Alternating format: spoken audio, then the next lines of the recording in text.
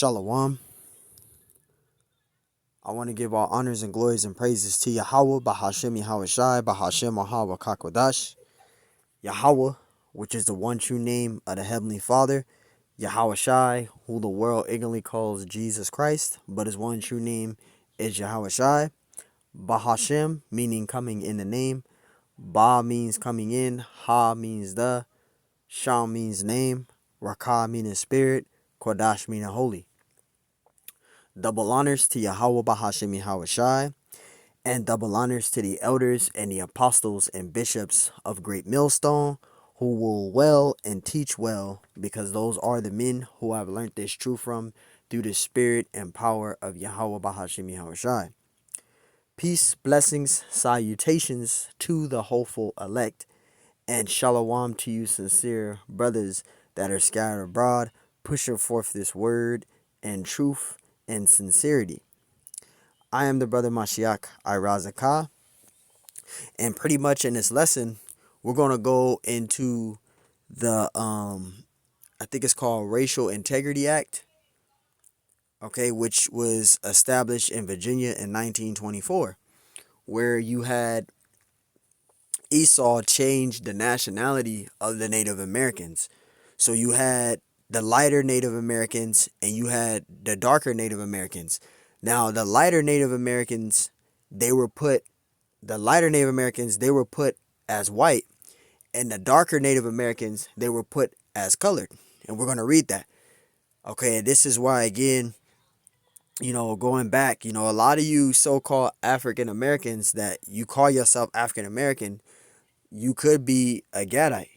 Okay, because there's more Northern Kingdom here than there is Southern Kingdom. Now, Southern Kingdom, they did get brought over here, but it's a lot more Northern Kingdom over here. Okay, and we're going to show you an example on what I mean.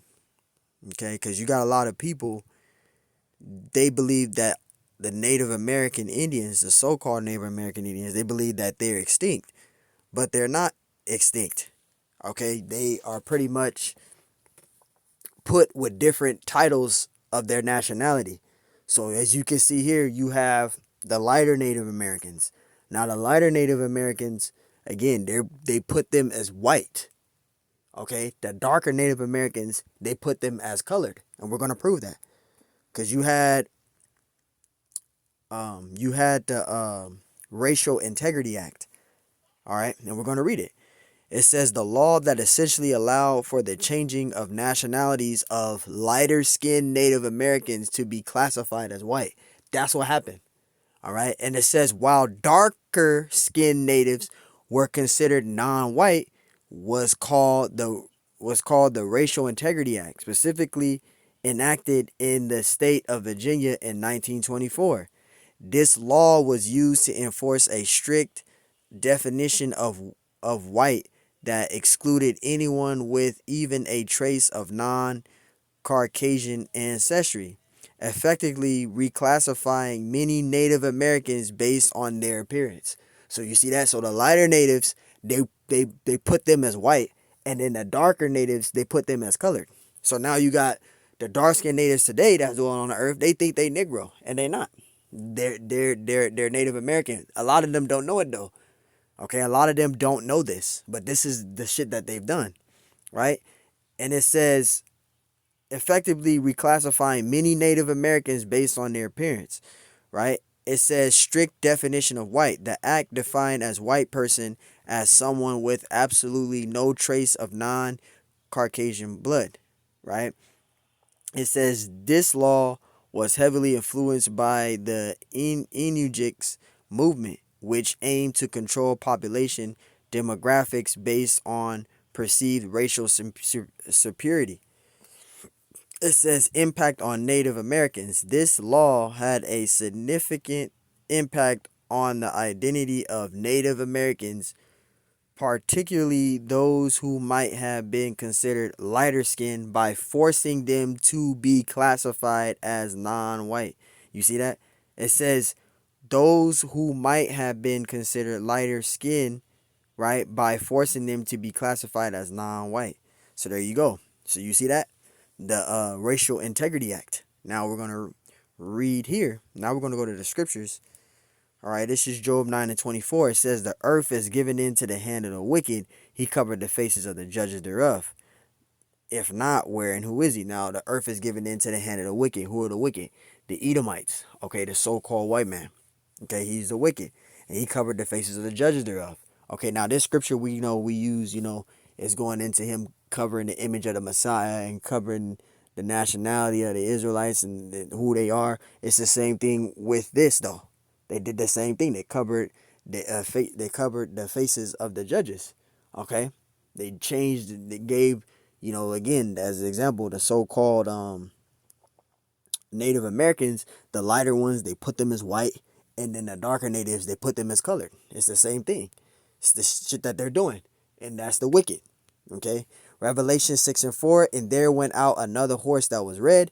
Who is that red horse? That's talking about Esau, Edom, right? And power was given to him that sat therein to take peace from the earth, and he did take peace from the earth. How did he take peace from the earth? He raped, robbed, and murdered, right? It says, and that they should kill one another, and there was given unto him a great sword. That's how he took peace from the earth, because he received his blessing, which was his sword. That's his blessing, right? This is Daniel 7:25, and he shall speak great words against the Most High. That's Esau, Edom, and shall wear out the saints of the Most High, who are the Israelites, you so-called Negroes, Hispanics, and Native American Indians. Those are the saints.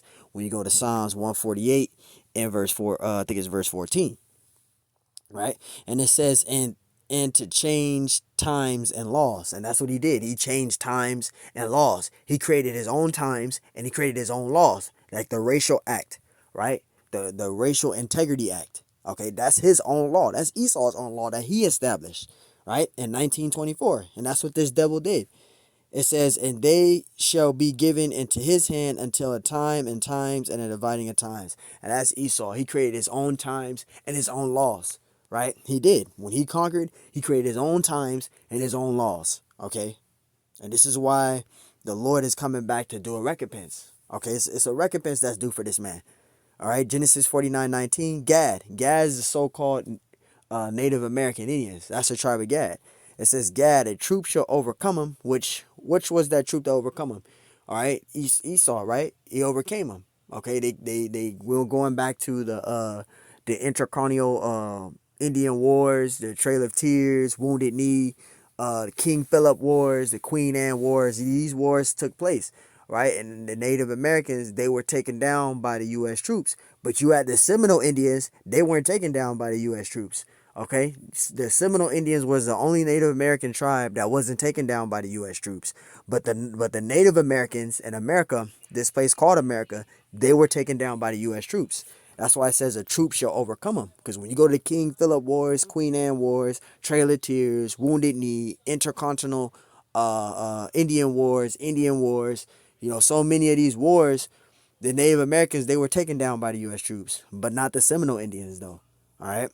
It says, but he shall overcome at the last, and he shall overcome at the last. Okay. He shall overcome at the last.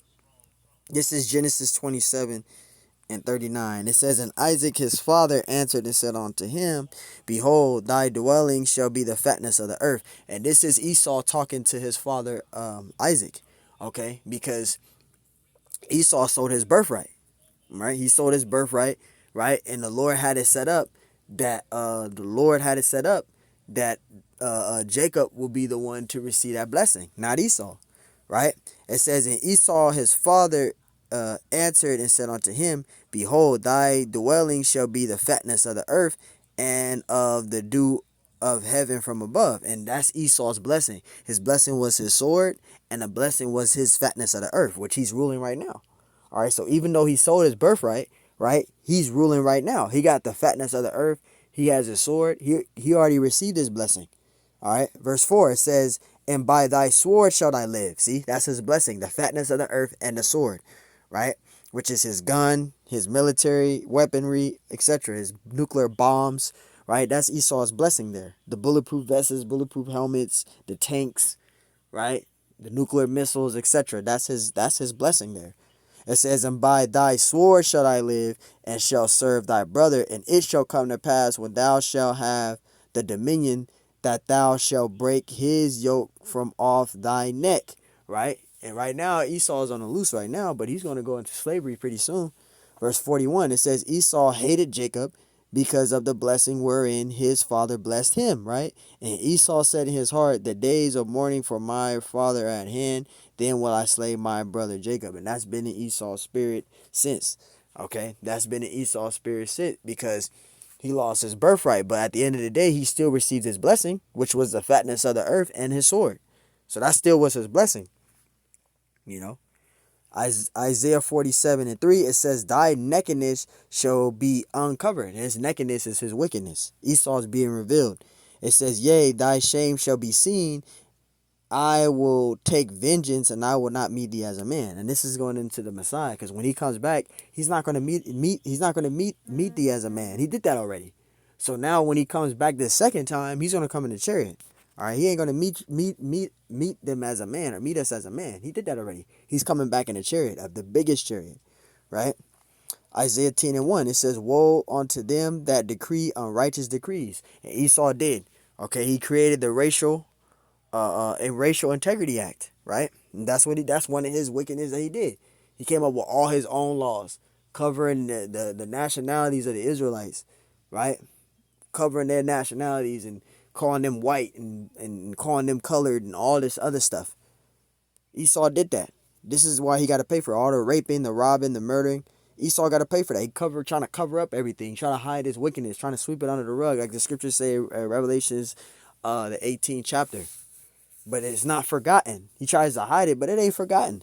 Isaiah 10:1, woe unto them that decree unrighteous decrees, and that write grievousness which they have prescribed. See, woe unto them that decree unrighteous decrees. And that's Esau Edom. That's this devil. Okay? Let's get it. We're going to go back to that. Unrighteous decrees. Because this is what Esau is doing now. Now that all his wickedness has been revealed of the things that he's done, this is the shit that he's doing now. Let's read it. This is Revelation 18, Salakia, Revelation 18:5. For her sins, talking about that whore, which is America, which is Babylon the Great, modern day Egypt, modern day Rome, right? For her sins have reached unto heaven, and the Most High have remembered her iniquities, right? Because Esau tries to sweep that shit under the rug, but the Lord hasn't forgotten that. Verse 6, reward her even as she rewarded you, and double onto her. It says, reward her even as she rewarded you, and double onto her, double according to her works. You see that? In the cup which she hath filled to her double. All the pain, all the suffering, all the destruction. This whore is going to get that double. She's going to get it double. Okay? She's going to get it double, man. It is due. Okay? It is due. It's been long overdue. So going back to this, Isaiah 10:1, woe unto them that decree unrighteous decrees. See, Esau did all these unrighteous decrees, and now he's trying to hide it under the rug and sweep it under the rug and try to make everything go away, but there's no escaping it. There's a judgment coming for you. It says, woe unto them that decree unrighteous decrees, and that write grievousness which they have prescribed. And there you go, man. You see? So the Lord ain't forgotten. There's a judgment that's going to come for this whore, man. There's a judgment that's going to come for this whore. And going back to this picture here.